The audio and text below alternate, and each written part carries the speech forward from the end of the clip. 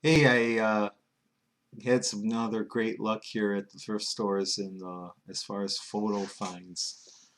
Things like cameras and especially accessories here. And this is the stuff I'm going to show you is the result of like 3 visits to the Goodwill that is just like about a mile down the road from me. And in fact, the first thing I'm going to show you is something I got bought uh, just a few hours ago, the day that I'm shooting this video. And this is the camera. And I already have one of these cameras and a lens, so I'm not sure I may hold on to this camera. Um, the lens is pretty desirable. It's a Nikon um, camera, and the lens. I have another Nikon camera called an FE, which is an SLR. But at the time I didn't have a prime lens for it, so I may keep the lens off this camera and redonate this body, but I don't know. I'm vacillating right now. But anyway, here's the camera. It's a Nikon EM, and the EM was kind of like a pretty much like a program automatic electronic shutter film SLR. Doesn't have a whole lot of discrete controls on it. Basically, it's like you kind of like you set the lens opening, and then the camera will automatically set the shutter speed. So it's kind of like a semi-automatic or full automatic type camera. But like I said, it has one. This is the kind of prime lens that this camera came with. It's a 50 millimeter lens. It's called a Series E. It was kind of, as far as the Nikon lenses go, it was kind of like a lower. Um, I wouldn't say lower quality, but it's like the construction was more plastic and not as much like rubber and metal as Nikkor lenses are. But it's still an excellent lens. And for a 50 millimeter lens, you can see how, a regular 50 millimeter lens would be more like about this long, but this is more what they call a pancake design lens there. So, um, and you can see the price there, $3.99. I mean, you can't go wrong for that. And I look through the viewfinder, and it's got like a big viewfinder. I mean, I have another one of these cameras also that I already reconditioned with new light seals and a new behind the lens. There's like what they call a mirror bumper, and I already did that, and I've already shot a film with that camera, and it turned out excellent. So I'm not really like eager to hold on to this body. I mean, this body needs new light seals and a mirror bumper. Um, Foam parts that I could order or make or whatever. But in any case, I'm going to definitely keep this lens. So, but you can't go wrong there for like $3.99 for this camera.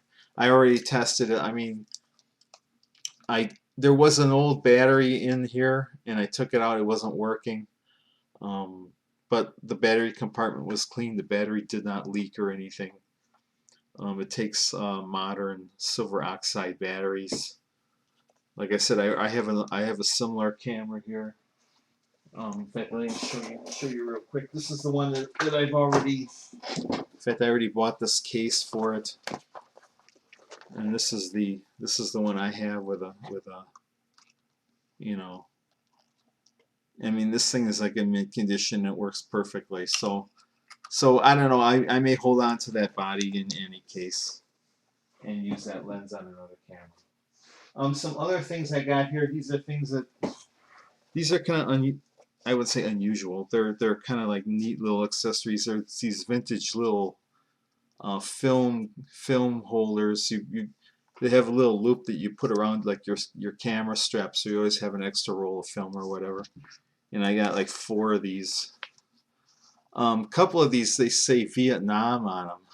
So I don't know if someone was in Vietnam, maybe a service person during the Vietnam War or whatever, bought this maybe at the PX or something. Here's another one, and here's another one. This one's a little more better constructed than this one. I think has a little metal. Oh no, not this one. One of these has a little metal canister in it. I think. Let's see, which one is it? This one. I mean, you don't see these things very often. Metal film canister there. Whoop! I dropped it. But anyway, those are the little film holders there. At another visit, I bought this bag of stuff, and the price on here was like, what was it, like $6.99. And what is in here is basically some like filters. Some of these, this was like these Gossen filters that has like a kind of holder system or whatever. I have already had something like that a while back, and has some kind of like these are not filters. These are like some kind of like lenses, like a plus diopter whatever lens. What else did I have in here? This is like that Gossen filter holder. If you're familiar with the Gossen system there of like different filters. Here's another one of these close-up lens, diopter close-up lenses. Here's like a polarizer filter. Like if you're shooting, it kind of brings out like the clouds or whatever, or if you're shooting through a window or whatever, it'll like, or if you're shooting things like cars or whatever, it'll eliminate the reflections of the windshields or whatever.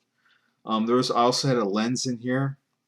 This is a Pentax mount or K mount lens, aftermarket lens, a Vivitar wide angle lens. By the way, this I happen to have this. I already had this before. This didn't come with this lens, but I have such a huge stock of like miscellaneous things like lens caps and things. They always come in handy.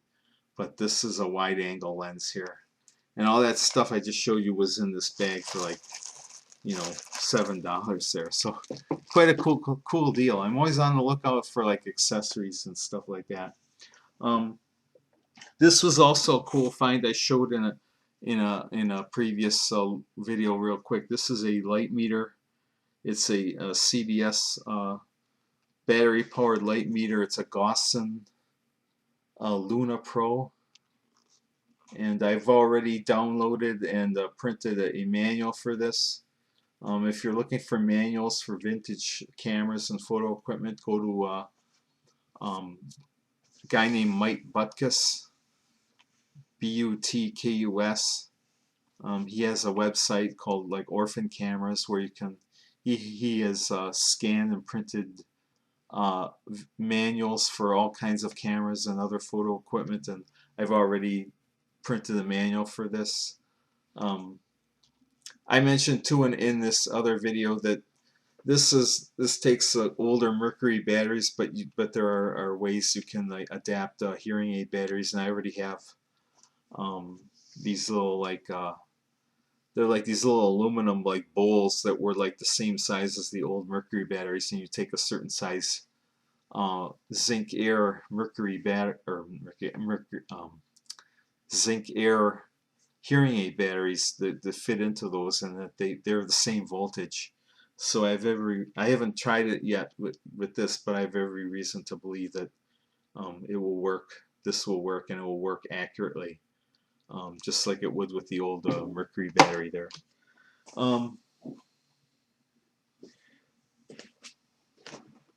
This is next stuff I'm going to show you. Everything I'm going to show you is in this case. This case was like $4, but I quickly surmised that all this stuff was like probably meant to be together, but it was like all like separated and priced separately. It was a starting out with this Vivitar SLR. Was a 250 SL, and when I bought it, I mean, it's a nice vintage camera here. Um, it takes this one has kind of like pluses and minuses as far as being a good user camera. One of the pluses, it takes some more modern um, silver oxide type batteries or whatever that you can get anywhere. Probably one of the minuses. In fact, when I first bought this, there was a battery in it, and it was still working. But I took it out.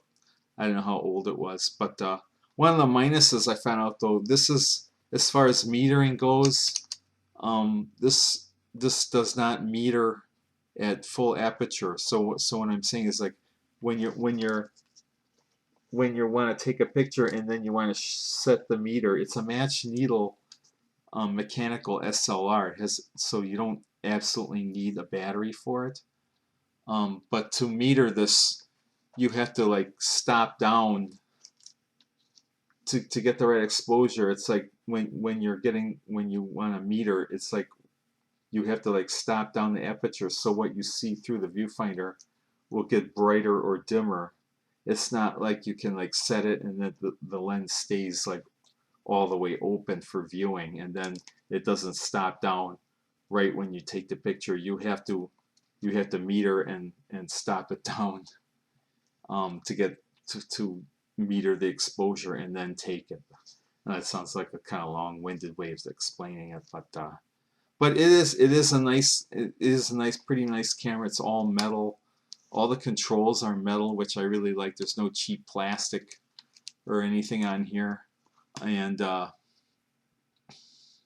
this lens, I already took off this lens, and there was like on the inner element, there was like a tiny little chip or something. So I don't know how well this lens will perform or whatever. But I have other lenses in this case here that I bought for cheap. So we'll see. We'll see. And well, usually when you find a camera this old too, this looks like it's from the mid 70s at least. All the foam light seal material or whatever in the back or whatever has deteriorated, and open it up here quick for you and see some of it.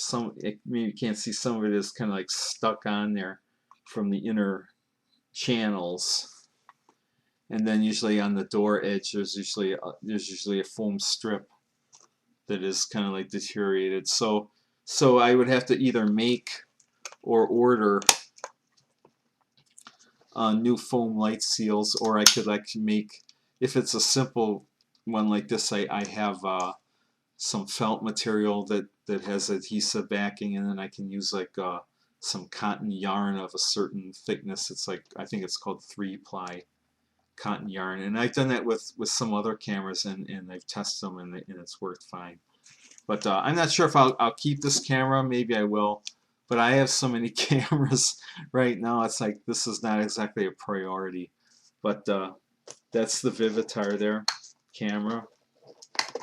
And with that camera, I found also on the shelf at Goodwill, I found this flash, which is a Vivitar, automatic type flash, although it's not really what you call a dedicated flash. It's a simple one because it just has the one contact.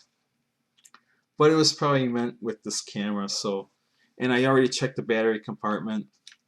Battery compartment was clean. There was nothing in there.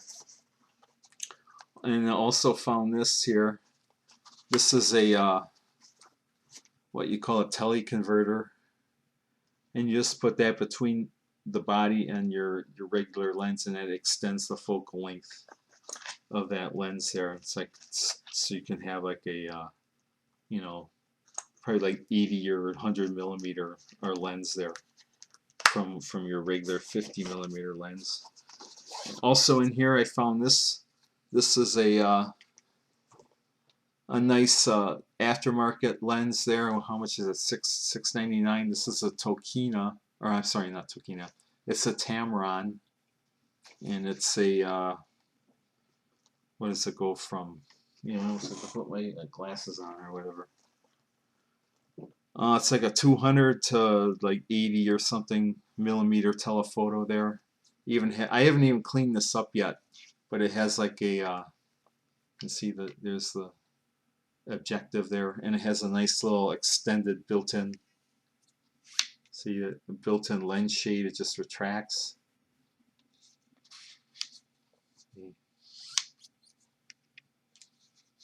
like that.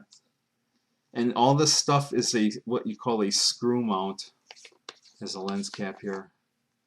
These are all screw mount lenses, which is a you'll hear the terms when you'll be like what you call M42 thread, or also known as a Praktika thread, from Praktika cameras, which were the East German cameras that took that originally, I think they originated this kind of system. But this is a nice lens here, nice quality lens, and they even have another lens here. This is kind of cool. This is also a Praktika M42 lens here for $5. But see how compact it is. But even though it's compact, it's like it goes from like something like 28 millimeter, which is like a wide angle, to a 200. See, and it's a certain kind of design lens which makes it so compact. Maximum opening is like a 3.5, which is it's pretty adequate for daylight. I mean, but you have this incredible range for a for a camera there. Maybe I can show you how this extends there. See, look at that. But you get the idea. Pretty, and I can use this. I have other cameras like Pentax screw mount, Pentax Spotmatic. I have a couple Pentax Spotmatics, and I kind of really like to use a lens like that with those cameras. They're more higher quality, so I could get the potential out of that. So that's everything in this bag here. The bag, like I said, the bag itself was like $4. So everything in this bag, I remember it was like a total of like $28. So pretty cool finds there. And it's like I said, why I make these videos. I wanna make videos like this to try to encourage people to go to thrift stores and look for, if they're looking for a camera, or if they're a student, maybe you get lucky and you can find something at a thrift store, or go on, say, like Craigslist, and maybe you'll find someone like me who has bought some of this stuff and reconditioned it and tested it with at least a roll of film or two so that it works. So if you're like, say, a photography student or whatever, and your instructor says you have to buy a certain kind of film camera to learn the basics, that you can find something like this.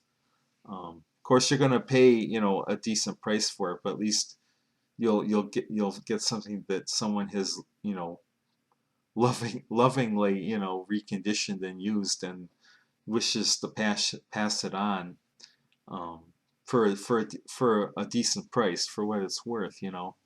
And I kind of predict that I seem to live in an area where people think that anything old is like worthless or something, and then they don't seem to think for themselves, because then in a few years, then when they see other people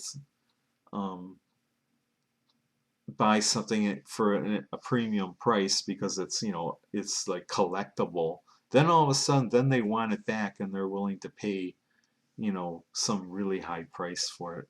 Well, I think with film photography, I think it bottomed out for a few years ago, and now it's kind of like coming back. But it's like the smart people have held on to their equipment. But I seem to be a lot of dumb people in my area that think, oh, this is old, so it's worthless or whatever, and they throw it away or donate it or whatever, and then they want to get the latest digital stuff. And just as a side note, there were some digital cameras have been like kind of like coming into Goodwill too. Things that are like from like maybe like 10 or 12 years ago. back when they were like 3.2 megapixel or 4 megapixel. Sometimes you'll find something that's a little higher quality. I actually passed up a couple Nikon Coolpix cameras. They were identical, but they were like, I think they were like 5 megapixel, but I didn't really need them because I already have some digital cameras that I bought used. And in fact, there's one here. I'm just thinking of this now. I'm just showing this now. I bought this, well, this case I bought separately a while back, but I bought this.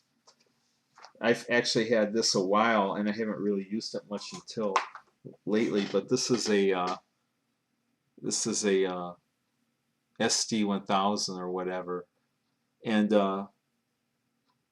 I found that when I first I have the instructions too, for instance, and back then, like the maximum card that this thing thought it would take was like a 512 megabyte card, which would only yield maybe a couple minutes of video or something at standard definition. Well, I actually put a 8 gigabyte card in here, and it works. I mean, it's going to record the potential of that capacity of that card.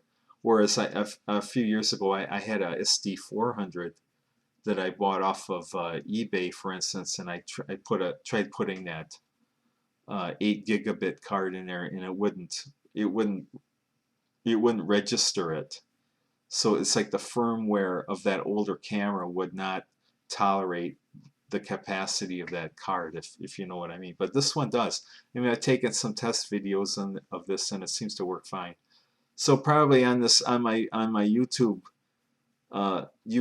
this channel and maybe my other channel, I'll probably take some videos using this, going out, because in retrospect, I think I only paid maybe like $7 or $8 for this camera, but I already had several batteries and a charger for this type of camera that I bought for that other one, that SD400. So it's kind of like a big winner here that you can you can find stuff like this. And that's the problem. It's like people they bought their smartphone with, say, like an 8 megapixel camera, and thought, well, no, I don't need any other cameras. I'll get rid of my digital camera or whatever. Well, I would say their loss is my gain, because I find so much cool stuff here at the Goodwill. This Goodwill that's just a mile up the road from me. So with that, I'll say goodbye for now. And like I said, good luck if you're looking for like certain cameras. Try to check out thrift stores first before you go to say eBay or whatever, because to be honest, I mean, I've bought stuff on eBay, but a lot of the time you're just going to end up paying pure profit to somebody who probably found this at a thrift store or whatever, or at a estate sale, and you don't know what you're getting. You may be getting non-working junk. Whereas if you're buying from someone who has actually used the stuff, like I said, if maybe buy local, you can go to the person, and then if they say it works, and that they'll show you pictures maybe that they've taken with it, and you can try it out. Maybe it's so much better than going on eBay or whatever, and thinking that you're gonna get something that works right out of the box or whatever. So with that, I'll say goodbye for now, and I hope you enjoyed this video. Like I said, I'm gonna be making specific camera videos where I go into more detail on why I like a certain camera, why I don't, what's good about this camera or what's not good about it. As far as cameras that take certain batteries, if they take the old mercury batteries, things like that, what the alternatives are.